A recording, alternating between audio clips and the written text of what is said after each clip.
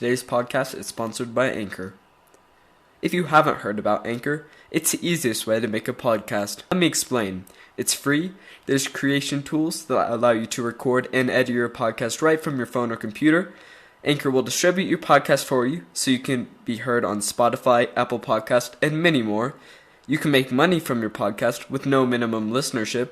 It's everything you need to make a podcast in one place. So go download the free Anchor app or go to anchor.fm to get started.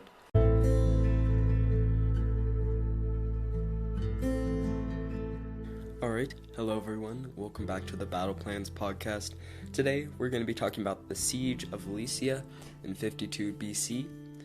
Before we get to that, I'm just going to say next week we're going to have an episode.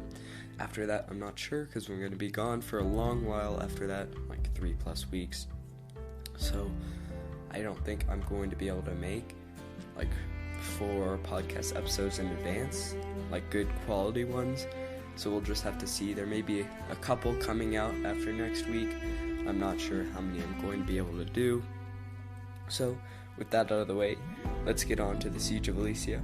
So the Battle of Alesia, or the Siege of Alesia, was a major battle in the Gaelic Wars between Rome and the other various Gaelic tribes.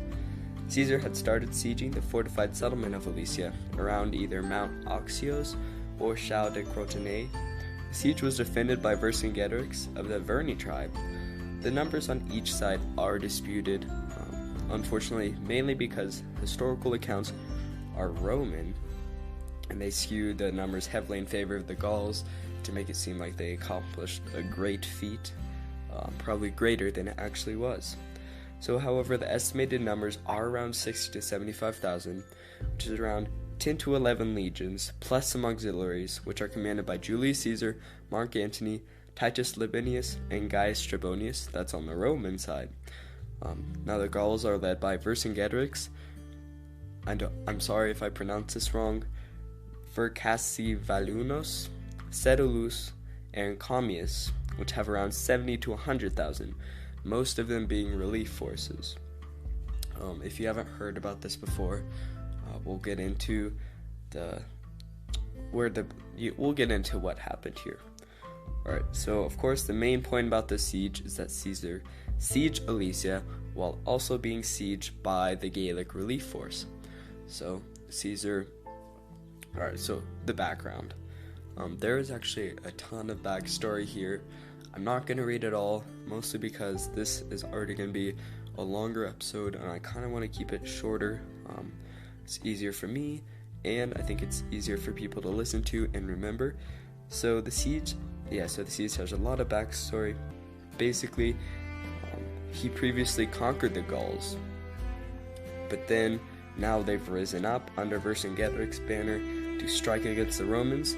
However, Caesar decided to take initiative before they could strike, so notice that he's sieging Alesia, which is not a Roman city, it's a Gaelic city, so I'm almost positive they have not attacked Rome yet. He's just trying to quell the rebellion.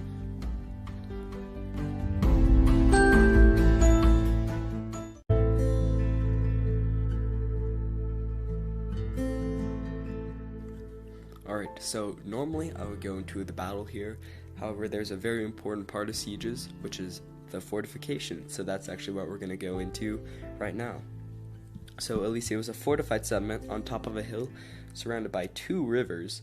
So Caesar decided to siege the city to starve it out instead, because attacking it would, they probably wouldn't be able to make it out alive, basically. This led to the building of the 10-mile circumvallation around the city and the addition of a 19-foot trench with perpendicular sides to prevent messengers and surprise attacks. There are also 2 more 15-foot trenches, with one being filled from water from the river and the other one just being a plain trench. And behind the 3 trenches, they built a rampart with palisades, battlements, and breastwork. If you don't know what battlements and breastwork is, battlements are basically like, those like brick-looking things on top of the castle wall. It's basically to protect the soldier while they fire, and then breastwork that just gives extra protection. Basically, that's how I understand it. So Roman soldiers had to go quite far to find timber, which reduced the number of defenders and workers. The Gauls capitalized on this by organizing large sorties to attack when the Romans were gathering resources. I didn't add this in my script, but there are large sorties from inside the city. The relief force had not arrived yet. This led the Romans to build defenses to allow them to defend with less troops. Very smart. This included cut tree trunk sharpened into stakes and placed in a 5-foot trench, and then tied together in rows of 5 so they couldn't be pulled up, the guy who's pulling them up being impaled. In addition, pits 3 feet deep were dug in front of the stakes, which sloped inward slightly to the bottom. They were dug in front of the stakes. They were placed in 5 intersected rows in the shape of quincunx. It's basically an arrangement of 5 objects with 4 at the corners and the 5th at the center. Tapering stakes, the thickness of a man's thigh, were sharpened at the top, hardened with fire, and sunk in pits. They protruded from the bottom of the pit to a height of 4 fingers. Earth was pressed hard to a height of 1 foot from the bottom of the pit to make the stakes firm. The rest of the pit was covered with twigs and broken off tree branches to hide the trap. 8 rows of this kind were placed peeds. It says 2.9 feet, but it's basically 3 feet. So peeds is a little less than a foot. So in front of these 1-foot stakes with iron hooks were sunk into the ground and scattered close to each other all over the field. Caesar then learned that a relief force from the Gauls were coming, so he built a contravallation, which instead of a circumvallation,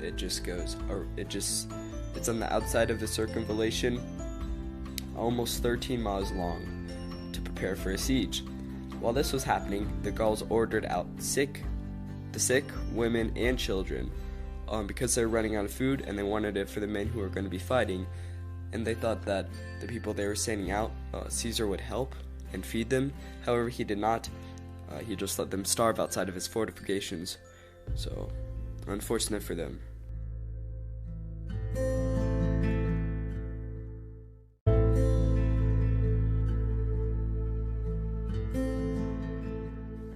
Alright, finally, the battle, the thing you guys have all been waiting for.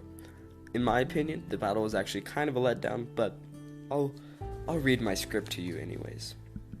Alright, so the Gallic relief force finally arrived, encamped on a hill a mile from the Roman fortifications. The next day they encamped near the town, and soon they attacked the Romans.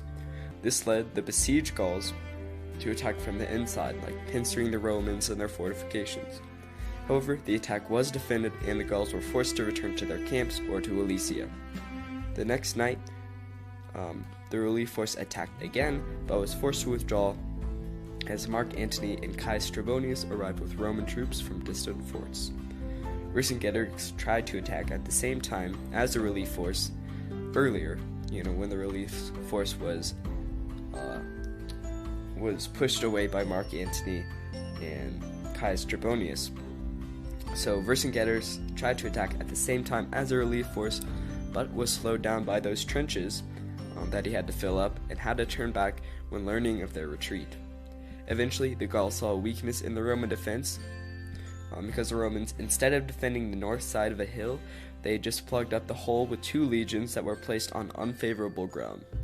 Thus, the Gauls selected 60,000 men and appointed Vercassivalianus, a near relative of Vercingetorix, to lead the attack on that spot. They marched at dawn and attacked at noon. Meanwhile, Vercingetorix attacked any part of the defense that seemed weak. So Caesar sent Labius with 6 cohorts of cavalry to support the weak spot, and sent Brutus and Callius Fabius with 13 cohorts of cavalry to defend the inner fortification.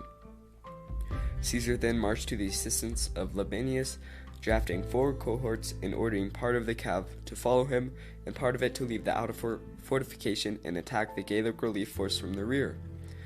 Labius was on the verge of collapse and warned Caesar, which forced him to hurry to support him. However, the tide turned in the Romans' favor when Caesar arrived to support Labius, and Roman cav was seen at the rear of the Gallic relief force. This led the relief force to flee, and consequently, many of them were cut down. Caesar said, had not the soldiers been wearied by sending frequent reinforcements, and the labor of the entire day, all the enemy's forces could have been destroyed. The next day, Vercingetorix surrendered his force from inside the settlement. Alright, so the aftermath, he actually kind of left this part really short. Basically, this crushed the mainstream Gaelic resistance and allowed Rome to turn Gaul into a Roman province. So I hope you guys enjoyed, and yeah, there should be a next episode next week. I don't know about after that, but thank you guys for watching. See you all later. Bye.